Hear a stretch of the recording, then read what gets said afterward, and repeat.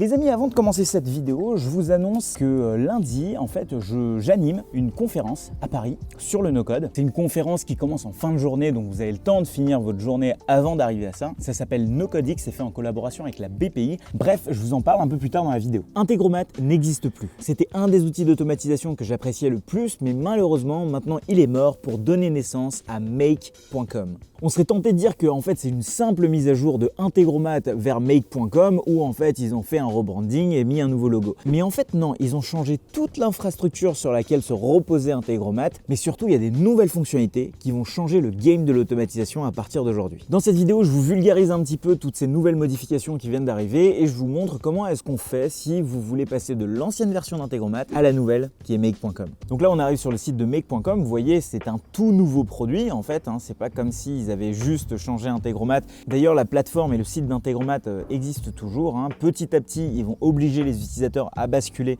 sur la nouvelle version de Make.com. Et vous voyez, si vous voulez vous inscrire, automatiquement, vous êtes redirigé vers Make.com.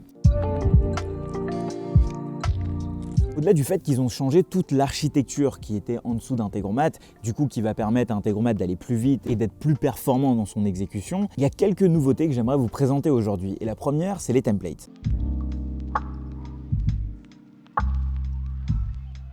En fait, jusque-là, si je reviens sur mon compte Integromat, donc l'ancien compte, j'avais la possibilité d'utiliser des templates. Donc des templates, c'est quoi? C'est des modèles d'automatisation que je peux réutiliser. Et Integromat en ont fait pas mal. Malheureusement, il n'y avait pas le même système que Zapier, par exemple, ou Notion, dans lequel chacun peut créer des templates. Et du coup, ça permet aux utilisateurs de se partager des templates entre eux. Par exemple, moi, je ne pouvais pas jusque-là vous partager des templates Integromat que j'utilise tous les jours. Donc par exemple, toutes ces automatisations que j'avais sur Integromat, je ne pouvais pas facilement vous les partager. J'avais une possibilité en exportant du JSON, etc. Bref, c'était un peu compliqué, mais je ne pouvais pas juste vous donner un lien et vous ne pouviez pas copier ces intégrations. Donc maintenant, ce qu'on a dans Integromat, c'est des templates publics et des templates privés qu'on peut du coup partager. Les templates publics, c'est ceux qu'on va voir aussi. D'ailleurs, ils en ont ajouté beaucoup en fonction des catégories et ça, c'est vraiment génial. Mais on a aussi des templates privés qu'on peut ensuite partager à n'importe qui. Pour pouvoir faire ça, il faut aller dans Template et tout simplement cliquer sur Créer un nouveau template.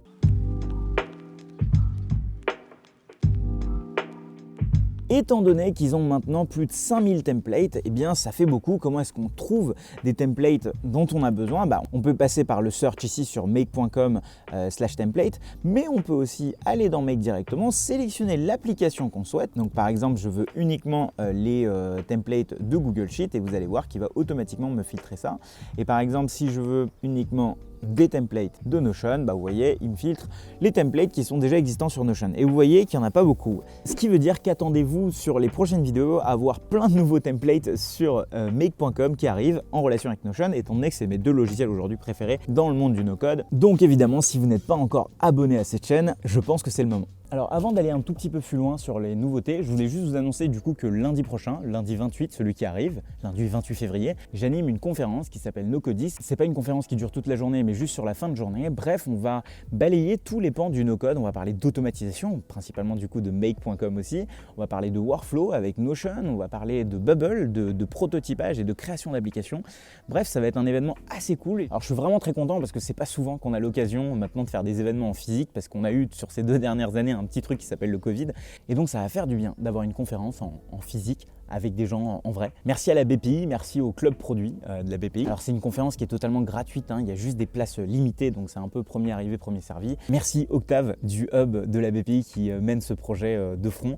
Bref, on se retrouve lundi soit en physique, soit en live streaming pour ceux qui ne pourront pas venir ou qui n'auront pas la possibilité de venir. Et maintenant, on retourne à nos nouveautés de Make.com.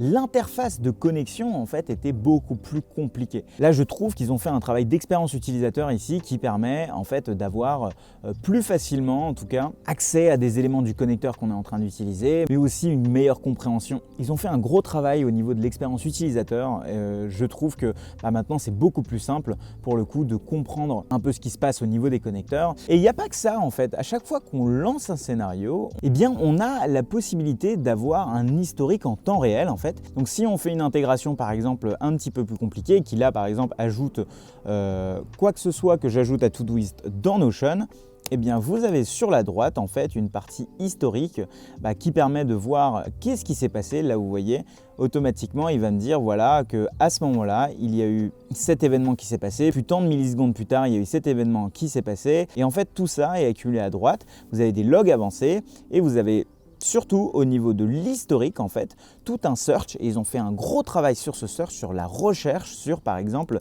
si j'ai une erreur, je peux voir où est-ce qu'il y a eu l'erreur, ou alors si j'ai eu quelque chose d'ajouté, où est-ce qu'il y a eu lieu l'ajout. Donc quand il y a quelque chose qui ne marche pas, ça devient plus simple pour mieux comprendre.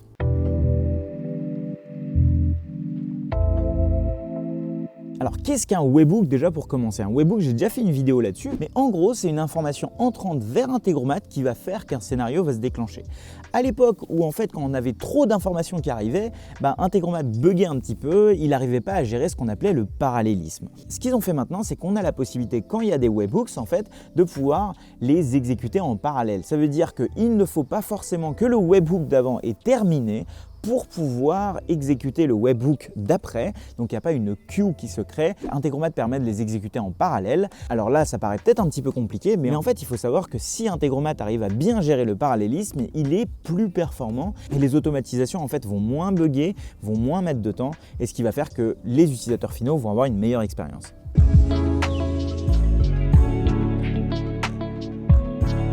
Ils ont maintenant aussi une meilleure gestion des équipes, donc en fait ça veut dire que dans une organisation il peut y avoir plusieurs équipes.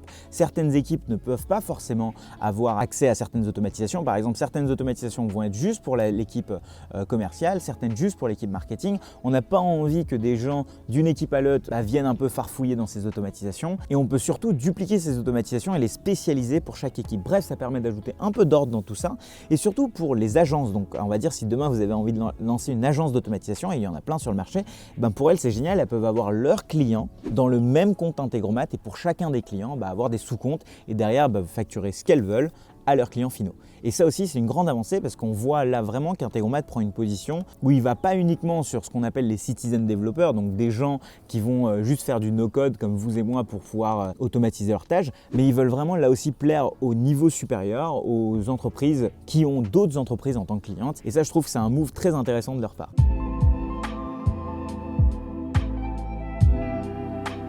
Et l'autre nouveauté qui, moi, m'intéresse énormément, c'est qu'ils ont ouvert l'accès à leur API. Alors là, ça va peut-être pas parler à tout le monde, mais si vous voulez en savoir plus que c'est qu'une API, il y a une vidéo qui s'affiche. Mais en gros, ils ont ouvert la possibilité d'utiliser Integromat depuis une API. Qu'est-ce que ça veut dire? Ça veut dire que demain, pour pouvoir exécuter un scénario, par exemple, je peux le connecter avec mon application à moi. Donc en gros, on arrive à un niveau là hyper méta où en fait déjà Integromat c'est un logiciel d'automatisation dans lequel on peut utiliser des API, etc. Mais là on peut utiliser Integromat via une API. Et en fait ça c'est assez fou, ça veut dire qu'on va pouvoir créer, dupliquer des automatisations avec l'API, on va pouvoir lancer des automatisations avec l'API, on va pouvoir gérer tout ce qui est notification, tout ce qui est hook, tout ce qui est erreur avec les API. Donc ça veut dire que demain on peut construire des business entiers juste avec Integromat en utilisant l'API d'Integromat qui jusque-là n'était pas vraiment possible.